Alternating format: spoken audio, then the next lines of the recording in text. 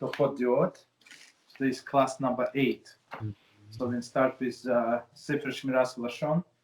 So it's page 67. Please read for us. All right. So whatever you can. So let's do small paragraphs and try to understand what do they mean. Well, do you really think that you can avoid everything that must not be spoken? Why are you a man of the world? You have dealings with scores of people. This was another argument cited above, which can lead a person to totally ignore the concept of Shmiras HaLashon. Again, we respond with an analogy. Let us suppose that I was hurrying somewhere to engage in a business enterprise. A man asks me, why do you hurry? Do you think that this enterprise will make you one of the world's richest men, like so-and-so? Surely I would reply, is that a reason not to seek a livelihood for myself? Okay. So tell me, what do you think so far? So basically, I guess it's saying how, you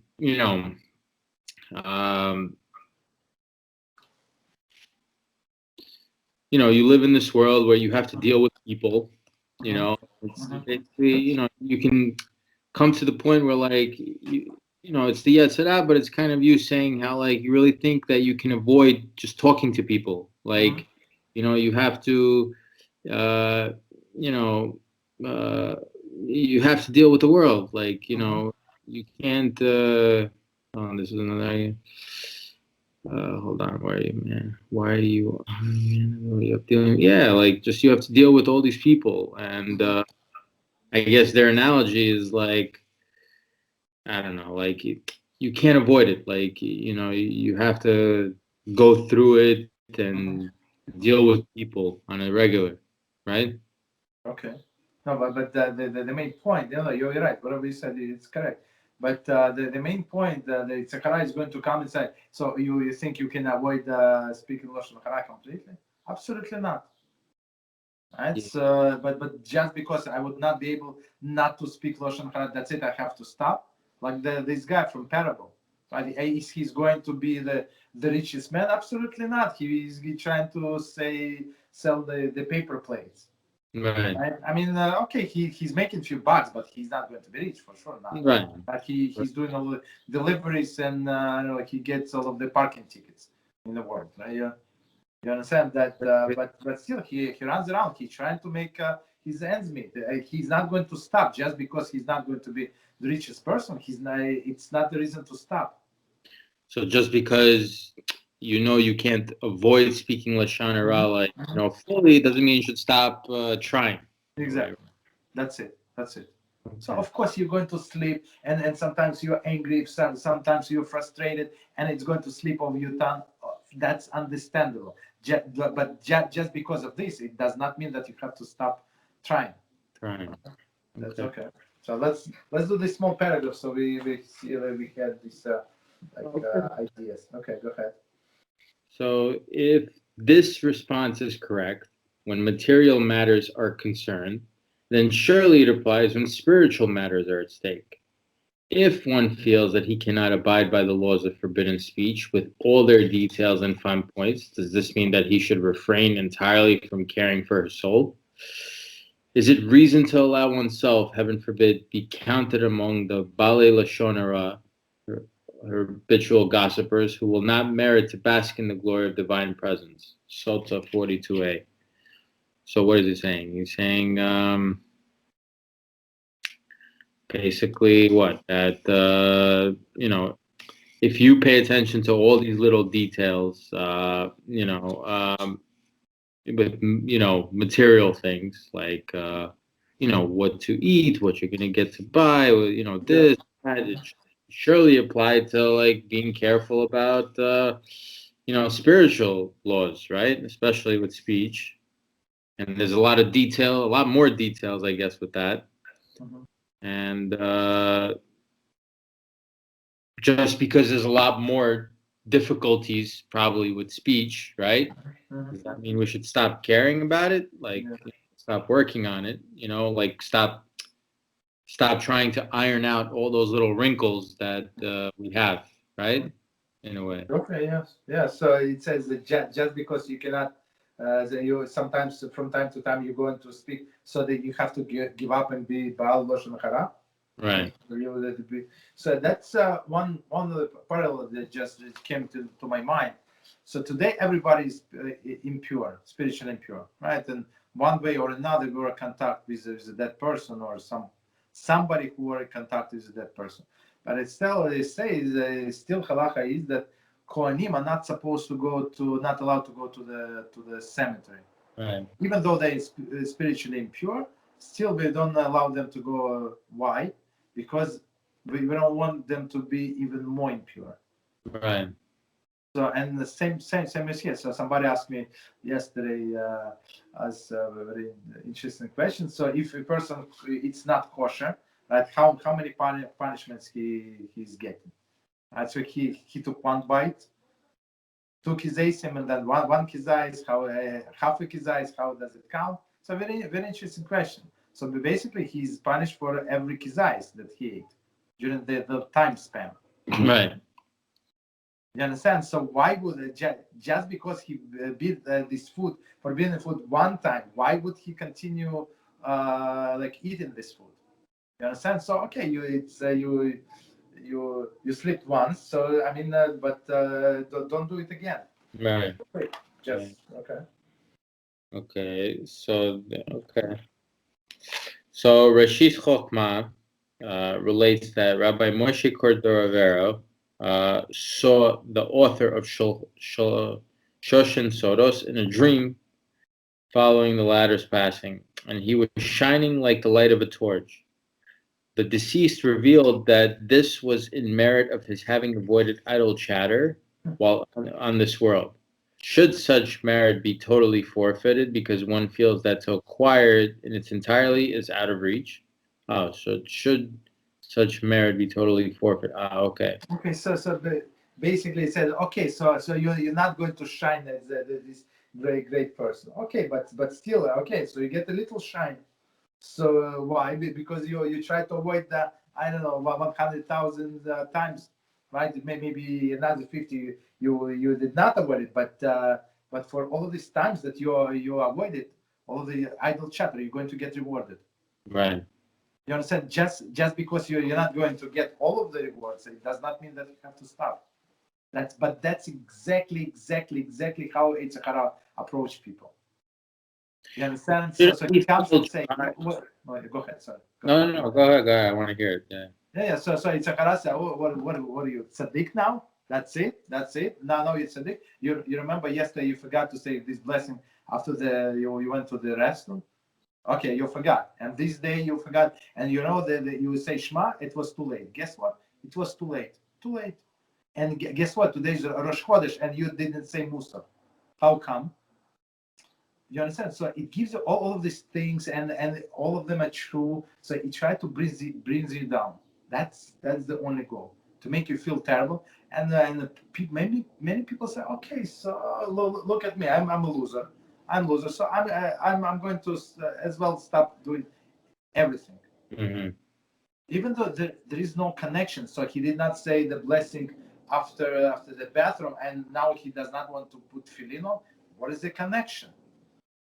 But that's how Tzachara works. Yeah. So Yeah. do you want to say something like? You know what I wanted to say.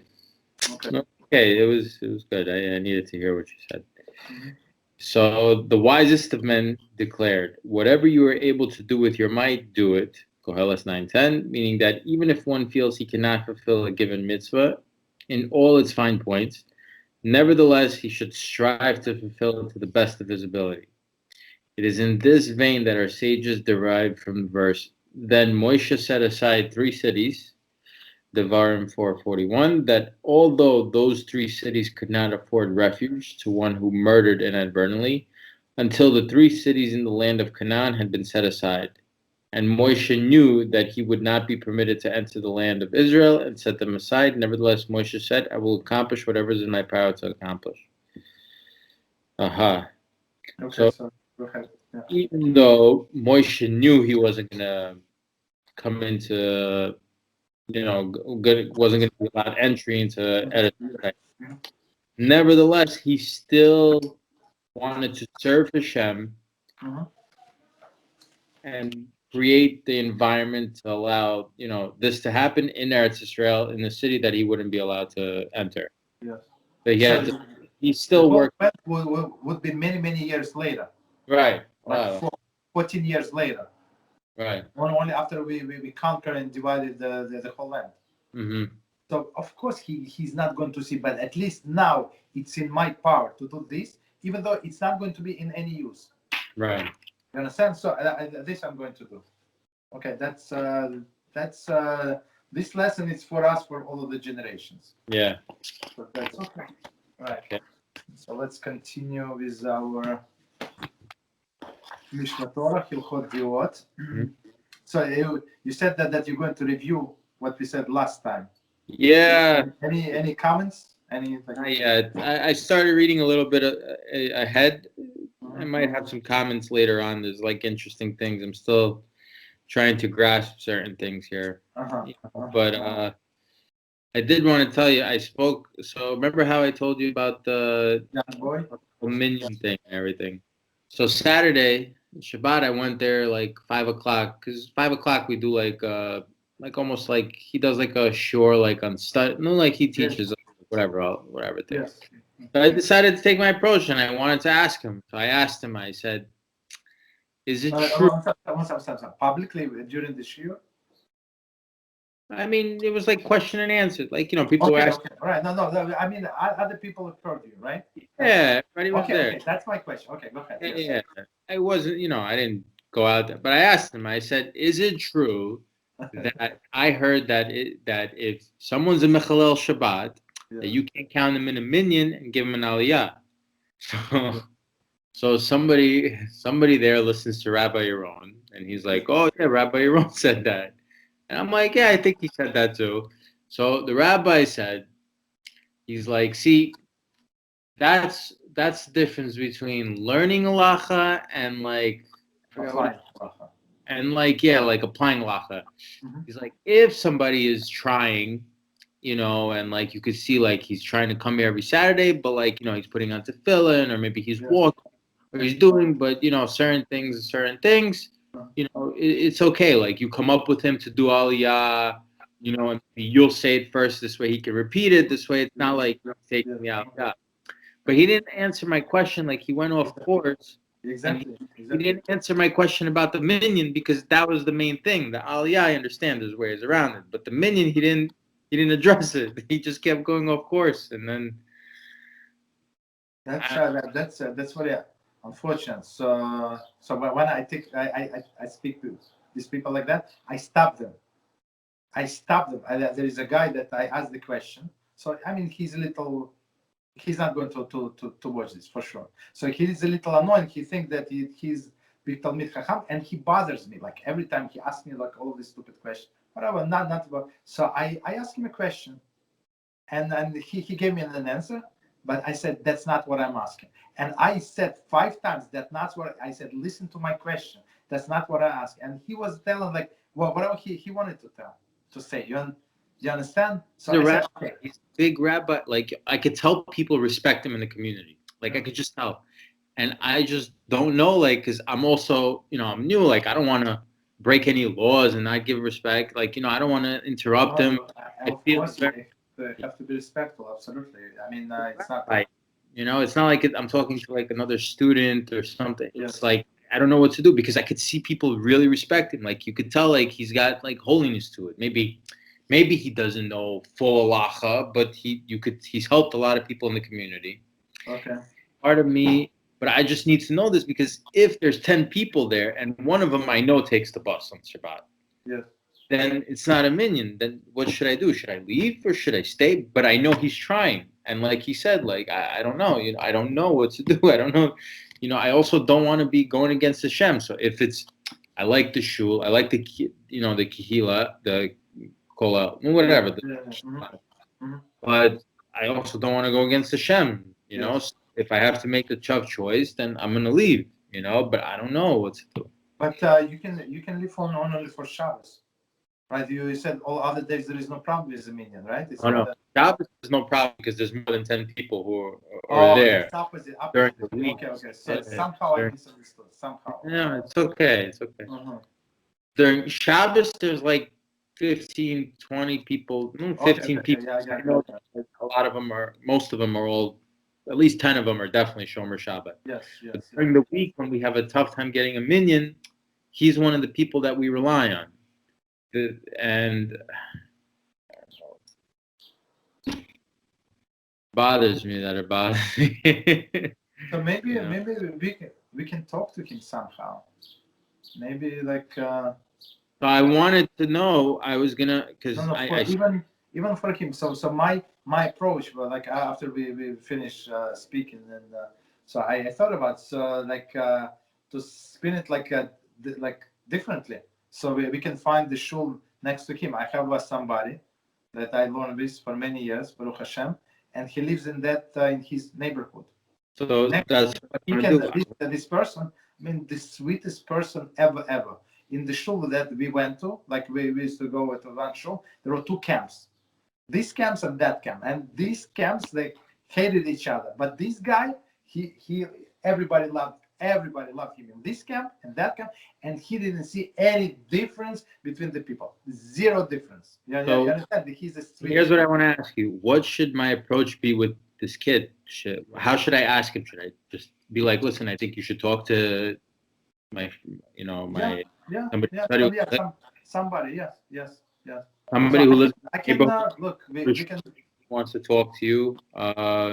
He can talk to me. We can send him. So I mean, okay. So yeah, sure. I can talk to him. Yeah. Show him proofs, like from Shulchan Aruch, that maybe this. I mean, when somebody comes once and twice He and three might not times. know the law. He might not understand what I'm saying because when he was there Saturday when I asked the question, but I don't think he understood because nobody's teaching him. He's not learning anything. Yes. That's the issue.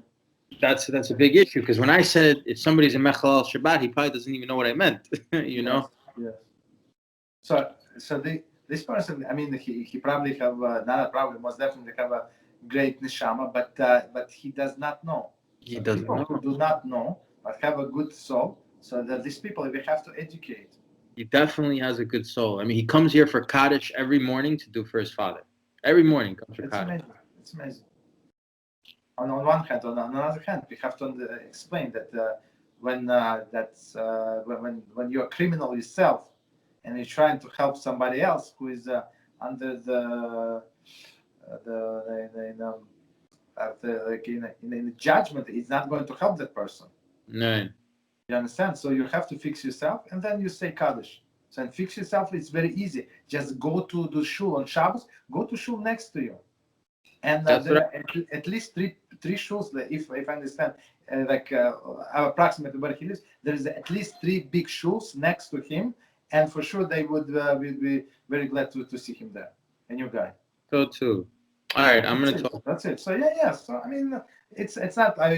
People do not change overnight, but at least us tell him the way things are. Yeah. Right? And that we're trying to help him, not to put him down or something. Okay. Especially that he's not needed there. He's not needed there for Shabbos, right? He's not. As you said, there is a minion. Other days, so at least start with that. Yeah. Okay. So, and if he's Shomer Shabbos, at least he's trying, then there is no problem. Right. Then a person like that, we're allowed to count in a minute for sure. This past Saturday, I asked him, I was like, oh, you staying at the Rabbi's overnight? He's like, no, not tonight. I was like, so you taking the bus home? He's like, yeah. I was like, it's like, at least take off your yarmulke when you go home. He's like, oh, okay. I'm like, like, just for that, I don't know. But okay. So let's, BeEzrat HaShem, let's work on it. All right. Okay, so, all right, so continue. Yeah, Start, right? Yeah, go ahead. I'm with you. Okay. So, halacha number 3. So, any when you have comments, just stop me and we're going to discuss what we want to discuss. Okay. But start first, we read text completely and then do discussion. And unless you have separate things to add. Okay. The temperaments with regard to which A man is forbidden to follow the middle path. He should move away from the he should move from away from one extreme and adopt the other. Next page. Among this is arrogance. If man is only humble, he is not following a good path. Humble, also completely humble, not good. Rather, he must hold himself lowly and his spirit very unassuming. That is why in Numbers 12:3 states, describes our teacher Moshe as very humble and not simply humble. Therefore, our sages directed, hold oneself very, very lowly. Also, they declared, whoever is arrogant is as if he denied God's presence, as implied in Dvarim 8:14. And your heart will be haughty, and you will forget God, your Lord. Furthermore, they say, whoever is arrogant should be placed under the ban of ostracism. Okay, so that's a big deal, right? This applies even if he is only somewhat arrogant. Okay, anger is also an exceptionally bad quality. It is fit and proper for one to move away from and adopt the opposite extreme. He should school himself not to become angry, even when it is fitting to be angry. Right? Not to become angry. Okay. So school yourself the way I understand this. That in some cases that you have to be just prepared. Right. That this situation might come like with certain people. So just school yourself. Like do your homework. I'm not going to react. He's going to do this. He's going to step on my toe because he always does it, and he's talking to somebody. He doesn't pay attention. I'm not going to react.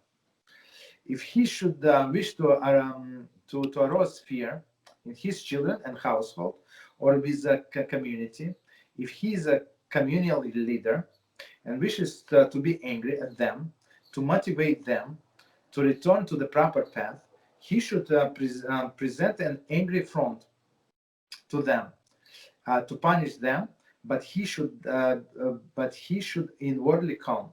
So basically, like show that he's angry, because if you want to influence people, if you want to teach somebody, they have to be like some kind of respect. If a person thinks that he's your buddy, he's not going to listen to you. Right. If he's too familiar with it, it's like, okay, so this friend told me this, and that friend told me something different. Okay, right. That doesn't matter. We're on the same level. So I wonder if that's how Rabbi Yaron does, because Rabbi Yaron, like in the shores, like he's one. Yeah. But like talk to him, he's very calm. Like it's just that's like the quality where like you have to be angry to make people get back to the righteous path. But inside, but inside when I talk to him, he sounds like this is not who he is. Like deep, on the inside, like he's calm. But he's not trying to shake you up. You ask him, for example, you talk to him, you ask him question, you ask him help. I mean, why to get angry with you? Why to get excited? You understand? Those are two separate situations. That's the way he's supposed to be. But in that case, like in a Jewish ensure, he has to scream. He has to get to as they said in the Hymn. So we have this heart of stone. You have to penetrate this stone. You understand? Right. But that's what I'm saying. I feel like he's calm inside, like he's doing it strictly for this purpose, Yes. Like to break the stone and like let water come out, Yes. Exactly. And that's what it did to me, at least. Okay, Baruch HaShem. That's he's that's his personality is amazing, and I learned a lot from talking to him. Like I learned a lot how to talk to other people, ask me questions, and some things, some people that they take a little more of my time than others. And they say sorry that we asking you all of the questions.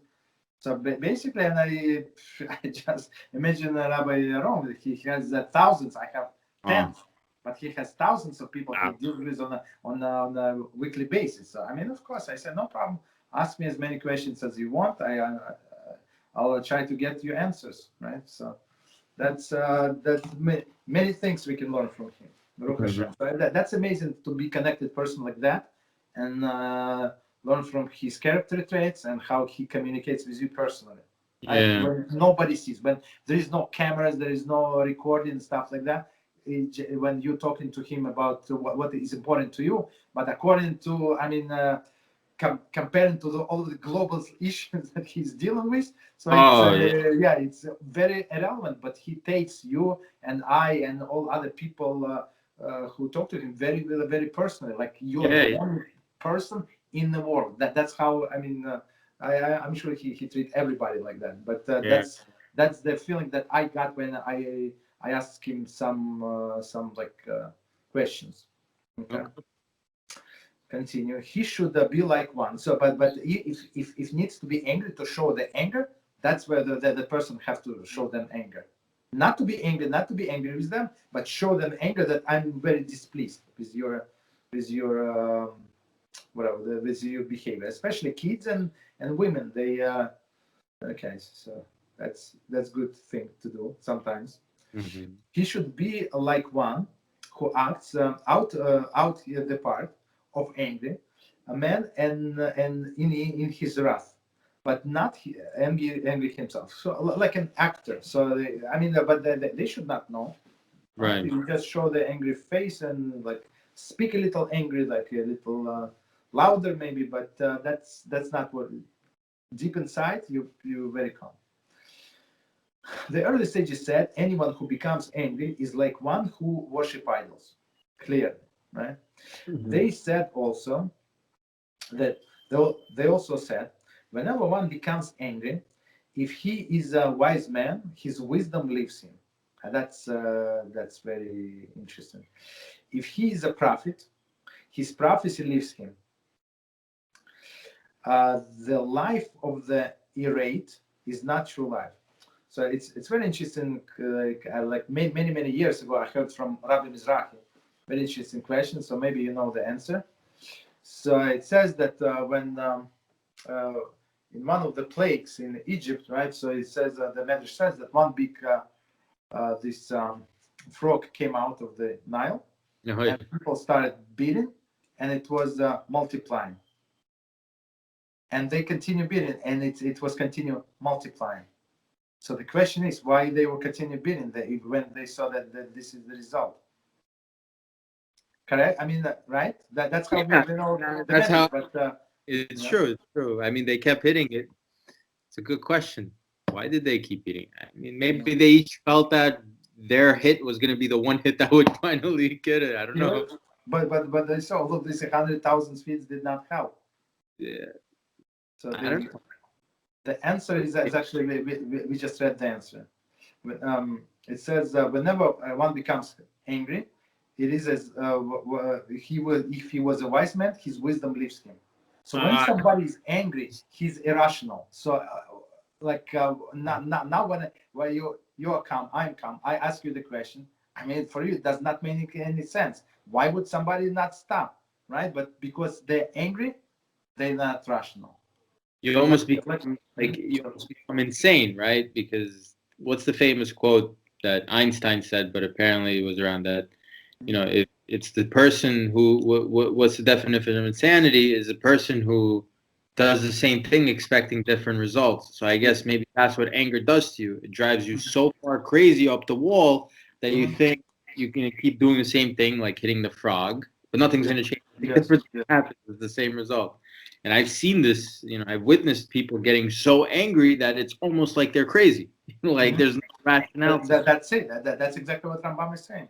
It's not almost that. That's it. That at that moment, at that few seconds, 1 minute, whatever time period is, they lose completely their sanity. All sanity. And people break things. So how that you are late to whatever, or somebody didn't call you who promised you, and you start breaking things in your house, how does it resolve the issue? Yeah. Just think about it, right? So how you hit in the, I don't know, the wall or whatever, breaking things and throw your keys across the room? How does it help? And it's wasting energy, right? Because just by yelling, it drains so much life force out of Exactly. all It is stat. true, but people still doing it time after time. Yeah, all over So the again. problem is the anger. So that's what it is. That's yeah. Okay. Continue. Hmm. Life. Okay. Therefore, they have directed that one distance himself from anger and accustom himself not to feel any reaction, even to things which provoke anger. This is the good path. Okay. So this is a good path. So okay. So that's okay. So I'm me personally, I'm working, and it's like Same thing. So basically, I guess it's saying it's like you should not just try not to get angry, like, for, whatever, but don't even get angry at things that, make you get angry, right? Like what he said, like, therefore, if they have any directive, one distance self from anger and accustom himself not to feel any reaction, even to things which provoke anger. So basically, just don't react. Just be calm all the time. yeah, yes, Is that what he's saying? yes. Yeah. So the simple explanation that you have to understand that all came from Hashem. Whatever happened to you, this low life, whatever he did, he's low life. There is no question about it. He's going to pay for whatever he did to you. There is no question about it. But you being angry with him, so you deny that Hashem sent it to him to you for whatever you or I deserve. Man. You understand? So in some sense, it is not between him and you. It's between you and Hashem. They say the last generation before Mashiach is going to be like generation of the dog, right? With the face of the dog. So they ask how is it like, what is the comparison to the dog? And the same when you hit dog with a stick, if the dog is angry at the stick, he does not understand like There's an army. it's a person who hit him. He's angry like if you throw the stick away, the dog is going to chase the stick. Right. And by then you try to do whatever with the stick. Yeah, you understand? So they said don't be like a dog. And remember always like have in front of your mind that it's Hashem. He's not happy with me. Why? That's why I need to figure out. But this guy, he's just another. Okay. I just want to charge my computer.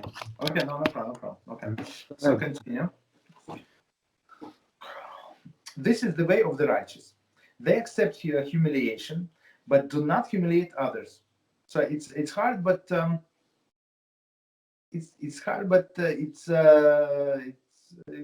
possible to achieve. They listen when they are ashamed,